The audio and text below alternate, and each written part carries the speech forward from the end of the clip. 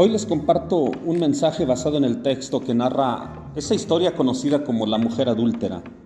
Y ya desde ese título podemos ver que siempre se le ha dado un matiz un tanto sexista, porque el tema central del pasaje no es en sí el pecado de la mujer, sino la gran desvergüenza de un grupo de fanáticos religiosos que bajo ese manto de piedad abusan de esta mujer, y mientras ellos ganan prestigio y mantienen un estatus de moralidad, a ella la marcan con el estigma de su pecado.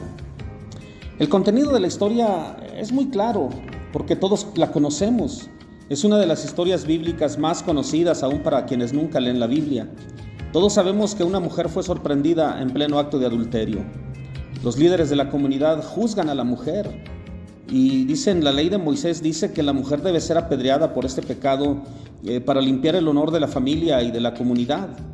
Sin embargo, los militares romanos que ocupaban Palestina les prohibían a los judíos aplicar pena de muerte.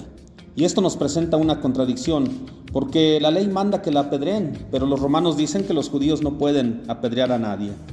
Entonces, los líderes de la comunidad van delante de Jesús, a quien como rabino y maestro de la ley piden que él juzgue tal situación. Jesús responde con misericordia a la situación de la mujer y les recuerda a todos los que se habían juntado ahí que todos somos pecadores, y de esa manera se resolvió el asunto. La lectura del texto es de algún modo inocente, pero aún así esa lectura un tanto superficial nos da un mensaje precioso. Es el mensaje del amor divino, el mensaje de la solidaridad, el mensaje de que todos los seres humanos estamos en la misma situación, que todos hemos pecado y estamos destituidos de la gloria de Dios. Pero muchas veces no ponemos atención a los detalles que nos muestran la terrible situación de opresión en que vivía la mujer en el mundo antiguo, en el que viven muchas mujeres en el mundo de hoy, y debemos poner cuidado a esa situación para que no apedreemos a otras mujeres también nosotros. Por eso es que debemos ver el texto a profundidad. Nos queda claro que al liderazgo político y religioso de Israel no le importaba la situación de la mujer. A ellos no les importaba la moralidad pública, como tampoco buscaban proteger a la sociedad de un pecado. A ellos no les importaba la condición espiritual de esta mujer. Ellos más bien utilizan la situación como un asunto político. Lo que quieren es ponerle una trampa a Jesús. Les acabo de mencionar que la ley de Moisés dice que el adulterio se castigaba con lapidación. Sin embargo, los romanos no permitían que la pena de muerte fuese ejercida por los judíos. Hasta el día de hoy, países ocupados, la pena de muerte solo es ejecutada por los países que dominan. Y es el caso de los judíos. Sin embargo, estos hombres ven la gran oportunidad en contra de Jesús, porque si Jesús dice, bueno, cumplan la ley y mátenla, los romanos lo iban a arrestar inmediatamente. Pero si Jesús dice que no la maten, estaría desobedeciendo la ley de Moisés. Es la trampa perfecta, y esta mujer es utilizada como la carnada. Los acusadores de la mujer solo están actuando bajo una máscara de falsa moralidad. Es un pretexto religioso, sin poner atención a las necesidades espirituales de la mujer. Por ello es importante entender la situación de las mujeres en el mundo antiguo. Una situación muy distinta a la que se vive hoy, porque en la antigüedad las mujeres ocupaban un lugar de muy poco valor en la sociedad. Vivían subordinadas a los varones de la familia. No se les permitía ir a la escuela. La mayoría de ellas no sabían leer, mucho menos ejercer una profesión. No había rabinas, no había maestras. Cualquier profesión la ejercían los hombres. Las mujeres solo podían hacer labor doméstica, ya sea coser, hilar, quizás alguna otra labor en casa. El único trabajo que podían hacer fuera de casa era la prostitución. Entonces, pues había una desigualdad terrible, porque las mujeres de ese tiempo no tenían libertad. Toda mujer debía estar bajo la tutela de un hombre, ya sea el padre, el abuelo, un hermano, inclusive un tío, y pues sobre todo su esposo. En el mundo antiguo, la mujer nunca podía ser independiente o autónoma. Siempre tenía que estar bajo la tutela de un varón. En ese tiempo, tampoco había servicios de ginecología ni obstetricia. No existían los anticonceptivos y a la mayoría de las mujeres las casaban entre los 12, 13, 14 años. La mayoría de las mujeres morían de parto y era muy común que un hombre llegara a los 40 años y ya hubiese tenido 3 o 4 esposas, porque algunas ya habían muerto de parto o bien por maltrato físico, porque no había ningún tipo de supervisión médica para ellas.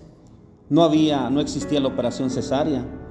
Y pues tenemos que pensar que a muchas jovencitas las casaban con tipos que fácilmente les doblaban, les triplicaban la edad, que casi siempre tenían hijos de la edad o mayores que ellas. ¿Y qué acerca del amor? Pues olvidémonos de eso. La mayoría de matrimonios eran arreglados por los padres de los contrayentes. Y era muy normal que la primera vez que la muchacha viera al futuro marido era el día de la boda, ni siquiera en la fiesta, hasta en la noche cuando llegaban a la recámara. Había mujeres que se casaban con hombres ya viejos y pues muchas veces se enamoraban de otro hombre y caían en el pecado del adulterio, pero prácticamente eran obligadas. Otras caían engañadas, que era algo muy común con los hacendados. A eso lo llamamos hoy acoso o hostigamiento sexual. Tristemente eso sigue pasando hoy en día. Ahora imaginémonos en ese tiempo. La mayoría de adulterios cometidos por mujeres pobres en aquellos tiempos pues eran el resultado de chantajes, de hostigamiento, de acoso de parte de los poderosos e influyentes. Simplemente recordemos lo que pasó con David y Betsabé. La ley de Moisés no dice que la mujer debe ser apedreada, dice que ambos. El texto dice que la mujer fue encontrada cometiendo adulterio, pero todos sabemos que para el adulterio hacen falta un hombre y una mujer. Cuando la sorprenden, a ella tenía que estar con un hombre, con el adúltero. ¿Dónde quedó él? ¿A dónde se fue? ¿A poco también a él lo llevaron para que Jesús lo juzgara? ¿A poco también a él lo exhibieron públicamente, lo marcaron, lo humillaron, así como hicieron con la mujer? No, por supuesto que no, a él no. Eso sigue pasando hoy, aún entre los cristianos. Terriblemente entre muchos líderes se solapan las faltas, los pecados, porque si eres hombre influyente, de posición, puedes acosar, puedes inclusive violar, puedes maltratar físicamente, sobre todo a niños y a mujeres. Los líderes comunitarios escondieron al varón y humillaron a la mujer. Eso sigue pasando y eso hoy en día lo vemos muy seguido. A la mujer que tiene un desliz o que comete un error le ponen un sello para toda la vida, pero el hombre que tiene muchos deslices, que vive en continuo desorden, a ese hay que ocultarlo, sobre todo si es un líder de la comunidad, que su imagen no se vea opacada. O bien, muchos dicen, ese tipo es un macho, ese sí me representa. Pero hasta el día de hoy hay mucha gente, hombres y mujeres, que apoyan semejante desvergüenza. Y no importa que estén en cargos de autoridad. Y una mujer ha caído muchas veces por acoso, por amenazas, por necesidad o aún por gusto, pero siguen siendo señaladas, siguen siendo rechazadas, humilladas y exhibidas públicamente. En este texto, esta mujer que cometió pecado es juzgada y humillada selectivamente a ella y al hombre no. La mujer fue paseada por el pueblo para que todos vean su pecado. Fue juzgada en público, fue humillada frente a todos y además utilizada como un asunto político para tratar de tenderle una trampa a Jesús. Hasta hoy en día eso sigue ocurriendo. Podríamos ver estadísticas de una y de otras. Crímenes de odio que se cometen cada día en nuestro país en contra de niños y mujeres principalmente. Yo ministré en Ciudad Juárez, allá por 1992, cuando iniciaba esa serie de las llamadas muertas de Juárez. Y situaciones terribles, como las mujeres eran degradadas, marginadas en todos niveles. Y la sociedad justifica a los culpables con argumentos ridículos. Eso no es lo peor. En la iglesia sigue habiendo esa gente tan santificada que creen que Dios es quien las castiga. A esos niños que son abusados en muchos lugares por líderes religiosos. A ellos se les sigue humillando y se les sigue maltratando. Pero la buena noticia es que Jesús no se deja engañar por ellos, por los malos, por los inquisidores. A Jesús no lo engañan las patrañas de gente que con un disfraz de espiritualidad cometen actos ruines en contra de los más débiles y los más necesitados de la gracia de Dios. Yo podría engañarlos a todos, pero a Dios no. Cuando los líderes judíos habían preparado la trampa, Jesús comienza a escribir en tierra. La Biblia no dice qué era lo que estaba escribiendo Jesús en tierra.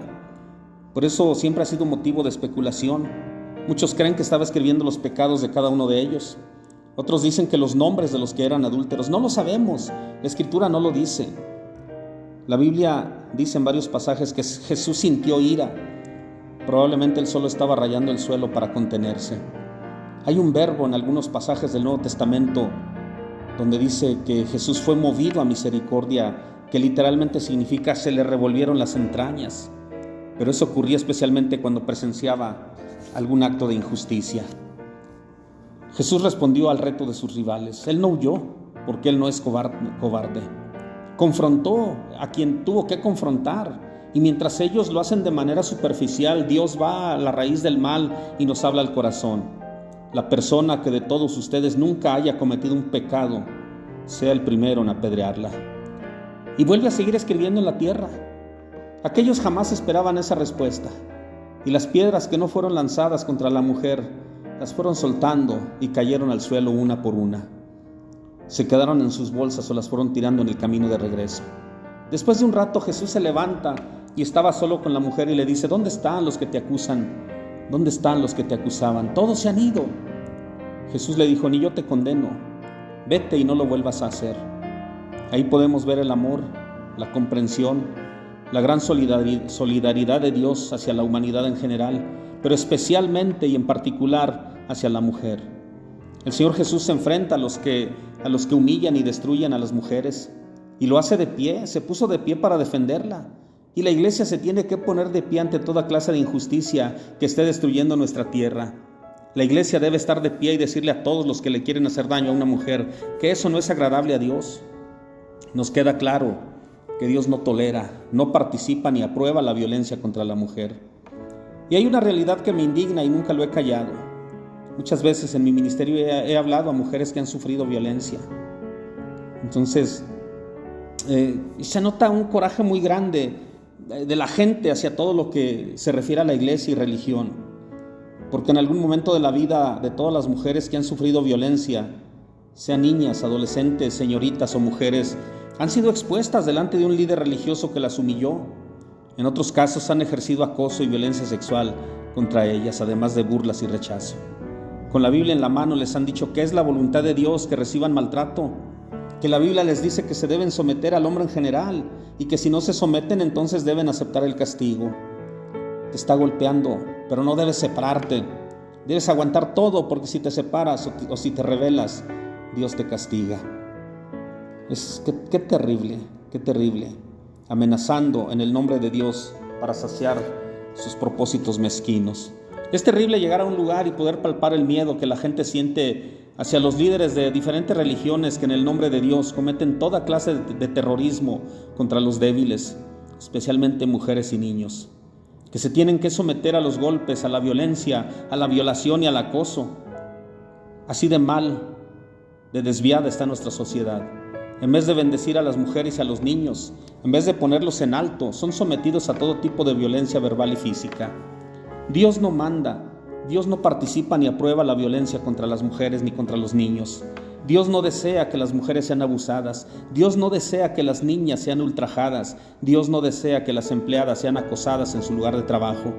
Dios no desea que las niñas sean abandonadas. Dios no desea que ninguna mujer sea asesinada para lavar esas falsas deudas de honor. Dios no desea eso. Ese no es Dios. Ese no es el Dios al que servimos. Dios rechaza la violencia y el abuso en contra de la mujer y los niños. Por lo tanto, la iglesia y nosotros, hijos de Dios, también lo tenemos que rechazar. Tenemos que seguir el ejemplo de Jesucristo. Él ministró a la mujer oprimida, la bendijo, la restauró. Por lo tanto, la iglesia también tiene que ministrar con amor a todas las mujeres víctimas de violencia. Tenemos que buscar la restauración física, emocional y espiritual de esas mujeres. Y tenemos que enseñar a cada niña, cada adolescente, a cada mujer adulta y aún a nuestras ancianas, que tienen derecho a levantar la voz, que no normalicen la violencia, que la denuncien y la rechacen. Nosotros, la iglesia, los hijos de Dios, ser más sensibles a esta situación que viven muchas mujeres, niñas y niños, y bendecirlos, edificarles, que nuestra iglesia sea un refugio donde sean protegidos, un refugio donde sean levantadas mujeres sanas, un refugio donde se levanten hombres sanos, que edifiquen, no que maltraten, hombres que construyan, no que destruyan. Que seamos un lugar donde haya sanidad física, emocional y espiritual, en el nombre de Jesús. Amén.